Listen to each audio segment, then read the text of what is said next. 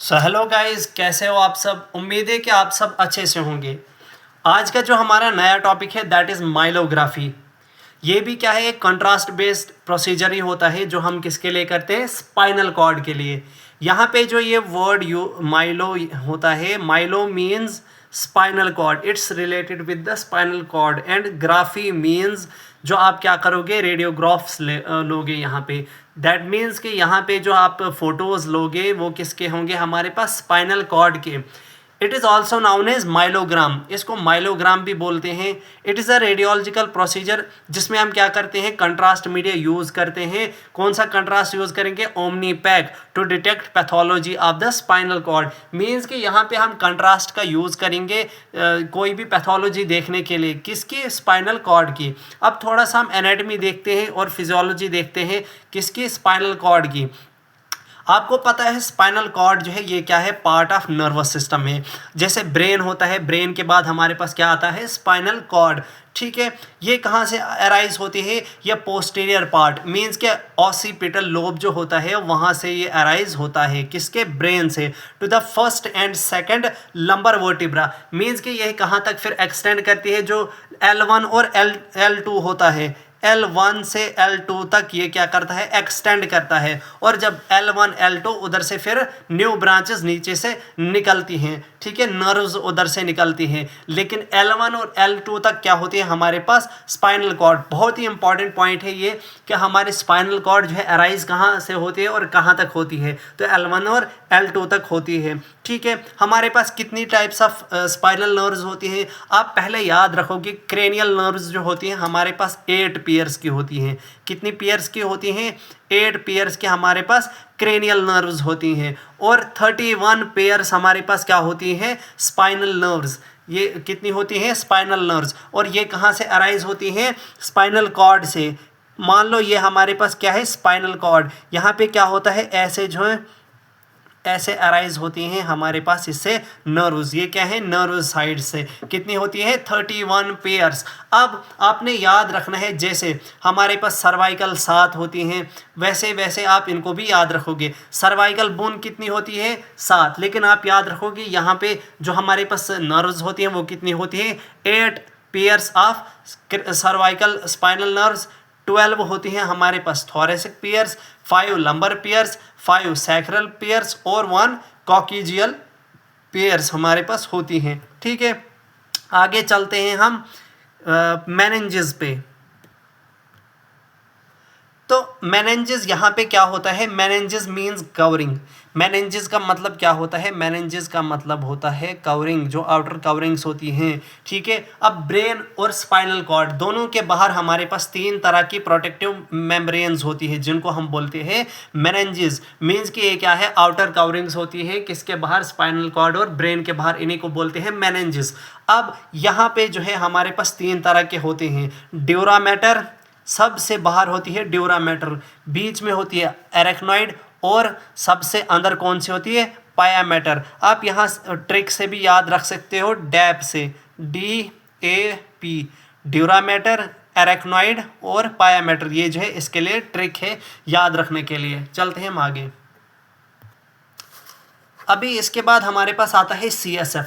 What is CSF? CSF is cerebro spinal fluid. क्या होता है, सेरिब्रो स्पाइनल फ्लूइड, जो कहाँ रिलीज होता है, ब्रेन में रिलीज होता है। ठीक है, ये क्या होता है, एक टिश्यू फ्लूइड, किस किस चीज़ के लिए, एक ब्रेन के लिए और स्पाइनल कॉर्ड के लिए। इसको और भी एक नाम बोलते हैं शॉक एब्जॉर्बर भी।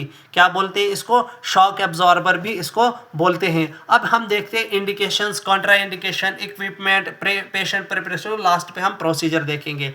सबसे पहले हम देखते हैं इंडिकेशन के, हम कौन कौन सी जगह पे करेंगे, क्या क्या कंडीशन, क्या पेशेंट को जो है डिफ़िकल्टीज होंगी जहाँ पे हम यहाँ पे ये प्रोसीजर कर सकते हैं। सबसे पहला है स्पाइनल सिटिनोसिस। सिटिनोसिस का मतलब होता है नैरोइंग।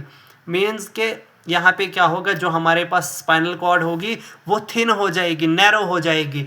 दूसरा है हमारे पास इन्फ्लामेशन। इन्फ्लामेशन जैसे कि हमारे पास मेनिंजाइटिस, मींस के जो हमारे पास ये जो मेनिंजेस थे, ये जो आउटर कवरिंग है, ये क्या हो जाएंगे, स्वेल हो जाएंगी। इन्फ्लामेशन का मतलब होता है स्वेल होना। ठीक है, यहाँ पे क्या होगा, हर्निएटेड डिस्क, यहाँ पे हर्निएटेड डिस्क का मतलब होता है कि जो हमारे पास डिस्क स्पेस होती है वर्टिब्रा के बीच में, फॉर एग्जाम्पल वो इतनी थी, अब यहाँ पे क्या होगा, वो इतनी हो जाएगी। This means it is herniated disc. Tumours का होना, ठीक है। रेडिकुलर पेन, ये रेडिकुलर पेन किसकी वजह से होता है, जब हमारे पास नर्व कंप्रेशन हो जाती है। क्या होती है, नर्व कंप्रेशन होगा, या स्पाइनल सेटिनोसिस की वजह से होता है, या क्या होता है हमारे पास जब क्या होता है डिस्क जो स्पेस होती है वो रिड्यूस होती है, इसकी वजह से क्या होता है रेडिकुलर पेन। अब ये जो पेन होती है ये कहाँ कहाँ, या तो लेग नंबनेस यहाँ पे हो जाता है, क्या होता है लेग नंबनेस होता है, सर्वाइकल पेन वगैरह होती है हमारे पास, लंबर में पेन होती है हमारे पास, आर्म्स में पेन होती है। ये किसकी वजह से होता है, इसी रेडिकुलर पेन। और ये होता क्यों है, जब हमारे पास जो डिस्क थी वो हमारे पास उसकी डिस्क स्पेस रिड्यूस हो गई, मीन्स कि हमारे पास डिस्क रिड्यूस हो गई यहाँ पे। कॉन्ट्राइंडिकेशन, कॉन्ट्राइंडिकेशन में आप याद रखोगे सबसे पहली एरेक्नोडाइटिस, ठीक है। एरेक्नोडाइटिस आप पहला याद रखोगे, एलर्जिक रिएक्शन याद रखोगे, रिसेंट लंबर पंक्चर। क्या होता है, बहुत सारे प्रोसीजर ऐसे भी होते हैं जहाँ पे हम लंबर के लिए कोई प्रोसीजर किया होता है, हमने किसी के वर्टिब्रा ठीक करने के लिए या कुछ और चीज़, तो हमें अगर वो हमने प्रोसीजर कुछ ही टाइम पहले किया होगा तो हमें उस टाइम में भी क्या है जो ये प्रोसीजर है माइलोग्राफी वो अवॉइड करनी है। ब्लड इन सीएसएफ मीन्स कि अगर सीएसएफ में ब्लड होगा, accumulation of blood in the CSF, उन कंडीशंस में भी हम क्या है अवॉइड ही करेंगे, ठीक है। कंट्रास्ट मीडिया कौन सा यूज़ करेंगे, आयोडीनेटेड, और हम नॉन आयोनिक यूज़ करते हैं, नॉन आयोनिक यूज़ करते हैं। और कौन सा, ओमनी पैक यूज़ करते हैं, कौन सा, ओमनी पैक यूज़ करते हैं। अब आगे चलते हैं हम इक्विपमेंट्स पे। इक्विपमेंट्स में आपने याद रखना है कंट्रास्ट मीडिया हमारे पास होने चाहिए, आपके पास सिरिंज होनी चाहिए। जैसे यहाँ पे बोला गया है 5 to 20 ml, तो अगर आप 20 ml ही लोगे तो उसमें 5 ml भी आ सकता है, 10 भी आएगा, 12 भी आएगा, 15 भी, और अप टू 20, ठीक है। तो आपको 5 to 20 ml क्या है सिरिंज लेनी है। आपको एक नीडल लेनी है 18 गॉज की, 18 जी मीन्स गॉज, ठीक है। 18 गॉज की एक नीडल, एंटीसेप्टिक सोल्यूशन ये क्लीन करने के लिए, एरिया क्लीन करने के लिए, टॉवल्स होने चाहिए आपके पास। अच्छा, लिग्नोकेन जेली, लिग्नोकेन जेली जैसे मैंने बोला था लोकल एनेस्थीसिया का काम करता है। ग्लव्स वगैरह आपके पास होने चाहिए। अब चलते हैं हम पेशेंट प्रेपरेशन पे। किस पे, पेशेंट प्रेपरेशन पे। सबसे पहले जो है आपने क्या करना है, पेशेंट को सारी चीज़ें समझाना है प्रोसीजर के बारे में, कि आपको प्रोसीजर के दौरान जो है मतलब हिलना नहीं है, मूवमेंट नहीं करनी है, ये प्रोसीजर कितने टाइम का है, इसको हम करेंगे कैसे। और इसके अलावा आपने पेशेंट को समझाना था कि जब भी वो इस प्रोसीजर के लिए आएगा तो वो आपसे पूछेगा तो आप उनको बताएंगे आपको क्या करना है, फास्टिंग करनी है, सॉलिड फूड्स जो है अवॉइड करने हैं, ठीक है। बिफोर एग्ज़ाम्स आपको क्या करना है, अब पेशेंट को बोलना है अच्छे से पानी पी लेना है बिफोर द एग्ज़ाम। चलते हैं हम आगे। आपने जो है कंसेंट फॉर्म तो हर किसी कंट्रास्ट प्रोसीजर में लेना है, मैंने पहले भी समझाया हुआ है, वो आप बाकी लेक्चर्स में देख सकते हैं कि मैंने कंट्रास्ट ये जो कंसेंट लेना है वो क्यों ज़रूरी होता है। इसके अलावा आप क्या करोगे, अब जब पेशेंट प्रोसीजर के लिए आएगा तो आप क्या करोगे, पेशेंट को जो है बोलोगे अपने कपड़े जो घर वाले इसने लाए होंगे साथ, वो क्या है वो ये निकालेगा चेंजिंग रूम में, और वहाँ पे जो है हॉस्पिटल गाउन जो है वो पहन लेगा। अब क्या है, पेशेंट को तो आपने प्रोसीजर एक्सप्लेन किया ही होगा। आपने क्या करना है, पेशेंट को मसल रिलैक्सेंट देने हैं। मसल रिलैक्सेंट मीन्स के इसके मसल्स जो है रिलैक्स रहेंगे ताकि पेशेंट को कोई एंजाइटी ना हो, और पेशेंट जो है ड्यूरिंग द प्रोसीजर क्या होगा, रिलैक्स रहेगा हमारे पास। अब क्या करना है, टेक्निक। टेक्निक मीन्स प्रोसीजर आपने कैसे करना है। प्रोसीजर में आपने क्या करना है, कंट्रास्ट मीडिया जो है इंजेक्ट करना है, किसके लिए, माइलोग्राफी के लिए, थ्रो पंक्चर ऑफ सब एरेक्नॉइड स्पेस। आपको याद रखना है जब हम पंक्चर करते हैं वो कहाँ पे करते हैं, सब एरेक्नॉइड स्पेसेस में। अब आपके पास दो तरीके हैं पंक्चर करने के लिए। कितने तरीके हैं, दो तरीके पंक्चर करने के लिए। एक तो आप सर्वाइकल पे कर सकते हो, एक हमारे पास लंबर पे कर सकते हो, ठीक है। लंबर पे आप करोगे L3 और L4 पे। बहुत इंपॉर्टेंट पॉइंट है, ये पूछा जाता है आपको कि लंबर में जब आप पंक्चर करोगे तो कौन सी साइड पे करोगे, L3 और L4 पे। और सर्वाइकल के केस में, अगर सर्वाइकल में पंक्चर करना हो तो आपको करना है C1 और C2 के केस में। Out of these two location, इन दो लोकेशन में से सबसे जो मोस्ट कॉमन टाइप है, जो पेशेंट को इजीली भी होता है, जो ईजियर होता है और सेफर होता है, दैट इज़ हमारे पास कौन सा होता है, वो लंबर वाला। ठीक है, लंबर वाला एरिया जो हमारे पास बहुत ही सेफर माना जाता है। अब जो है क्या होता है, जो है पंक्चर साइट सेलेक्ट की जाती है। ये जो पंक्चर साइट आप सेलेक्ट करोगे, इसके बाद क्या करता है रेडियोलॉजिस्ट, क्या करता है फ्लोरोस्कोपी का यूज़ करके, मीन्स के with the help of fluoroscopy जो है नीडल को क्या करता है इंसर्ट करता है, नीडल को क्या करेगा इंसर्ट करेगा अपनी राइट प्लेस पे। अब आपको क्या है, अगर पोजीशन आपने लंबर वाला यूज़ किया, लंबर पंक्चर यूज़ किया, तो आपको कैसी पोजीशन रखनी है पेशेंट की, और अगर सर्वाइकल ली तो कैसी पोजीशन आपने रखनी है।